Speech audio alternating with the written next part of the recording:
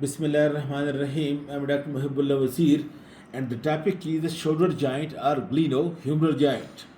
The shoulder joint or glenohumeral joint is a synovial joint of ball and socket variety multi-axial joint, and all type of movements permittable.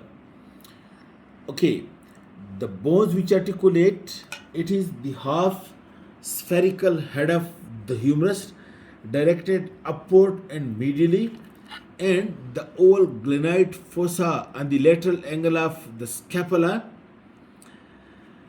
and this glenoid, both these surfaces covered by hyaline cartilage, and over here a ring is being fitted at the margins of the glenoid cavity, and this ring is being made up of fibrocartilage, so that this shallow glenoid cavity is being made deepened over here, and it is attached at the margin, and this is called as labrum glenoidae or glenoidal labrum.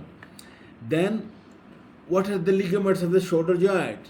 Number one is the capsule, and the capsule is the made up of fibrous tissue, and at the each joint it is attached to the margins of the articular surfaces. In the same way, the capsule over here is being attached over here to the margin of the articular surface. That is true the anatomical leg, except at this area where it is separated from the tendon by the biceps. And note, the capsule inferiorly is not attached to the anatomical leg, but it extends more downward over here at the surgical leg and the inferior surface. And then at the other end, the capsule is attached all around to the margins of the glenoid fossa and the suprapubic tubercle and the supraglenoid tubercle, from which the head of the long head of bicep originate. It is also intracapsular, that is, capsule is attached outside it, and this tubercle is intracapsular. Okay, and then the other ligaments is that, look over here at the anteromedial surface, there are three bands in the capsule, not separate ligaments, thickening in the capsule. Like you can see, this is a sleeve and it's a thickening over here.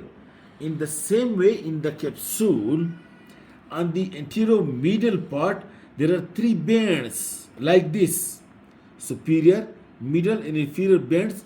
But this you can see only if you cut the capsule and reflect it like this and like this, and you can see these three bands on the inner surface of the capsule.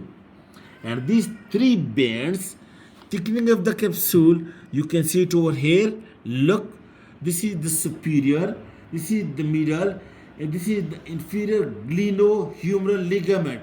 And these glenohumeral ligaments at one end are attached, look, to the anteromedial part of the glenoid cavity. Look, this is glenoid fossa, and at another end it is attached over here to this lesser tubercle of the humerus bone. Superior, middle, and inferior glenohumeral ligament. Another ligament is the coracohumeral ligament. You can see this coracoid process, and it extends from the base of the coracoid process to the greater tubercle. Coracohumeral ligament. From the base of the coracoid process, it extends to its greater tubercle. This is coracohumeral ligament. And another ligament is over here between the two tubercles, and these two tubercles, the ligament is transtubercular ligament, and it keep the long head of the biceps in its own place. You can see this is the transtubercular ligament, and this is the long head of the biceps. Now, inside the capsule, in the joint cavity, there is a sheet or synovial sheet which produces lubricating fluid. And this synovial sheet lines the interior whole of the interior surface of the capsule, and it is attached to the margins of the glenoid cavity. It is not attached to these articular surfaces, because if it is attached, it will be crushed. So it is attached to the margins of the articular surfaces, and then to the inner surface of the capsule. And the tendon of the long head of the biceps which originates from this supraglenoid tubercle and then passes through the capsule and comes out from over here. This is also enclosed in this synovial membrane, and it makes a synovial sheath around the tendon so that the tendon remains lubricated and do not rub with this bone. And okay, this you can see over here. This is the synovial sheath around the tendon, and look, the capsule and the synovial sheath. Look, the capsule and the synovial sheath, both of them extend inferiorly over the inferior surface of the surgical leg. You can see it over here. This lower redundant part of the capsule as well as the synovial sheath, it gives space to the head of the humerus. Look, during abduction, it gives space. That's why the capsule and synovial membrane is being redundant over here. All right. Then look over here.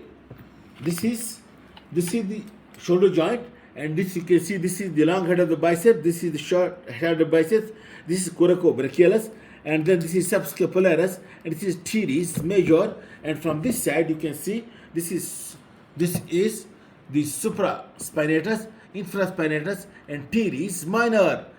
And because then it is all around surrounded by these tendons, that's why deep to these tendons there are many bursae. Okay, for example, one bursae deep to the subscapularis, one bursae to the tendon of deep to the tendon of supraspinatus, maybe deep to the tendon of infraspinatus, and teres minor, and also over here teres major. And look, one another point, that one strong ligament, look over here,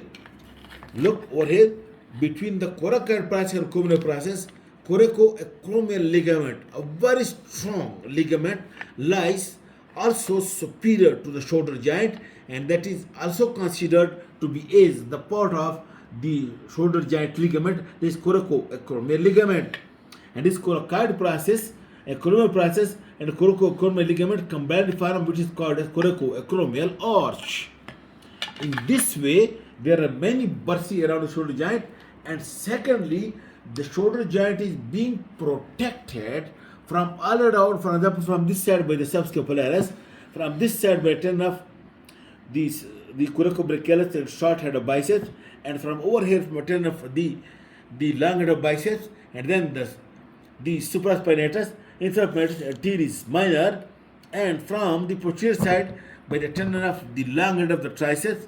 In this way, from all around, the shoulder joint is being supported by this tendon, and this tendon prevents the dislocation of the shoulder, especially the short muscle, that is subscapularis, supraspinatus, infraspinatus, teres minor. They act like a ligament to keep the head of the humerus in contact with the glenoid cavity and do not allow to go away from it or dislocate it. That's why these are called as rotator cuff muscles. Okay. While only from the inferior side, there is no tendon, no ligament, and the capsule is also more redundant or hanging in the inferior side. That's why inferior dislocation is more common. Then what are the movements permissible at the shoulder joint? Because it is a multi-axial joint, all the movements are being permissible at the shoulder joint. And name what the muscle is part of private note. Look, this is the flexion of the shoulder joint, and look, posterior this is extension, and then look, this is abduction, and this is adduction, and this is abduction above shoulder, and then this is rotation, and then this is also one movement is circumduction. Circumduction is a movement in sequence of flexion and then abduction and then extension and then adduction. If in this sequence it is called as circumduction, otherwise this is rotation of around and on axis. Now muscle is for it. Look, the muscle coming from middle side. Look, over here is the pectoralis major coming from middle side, pectoralis major, and then you can see this is the subscapularis, and then you can see the teres major. All these muscles, these adduct as well as medially rotate.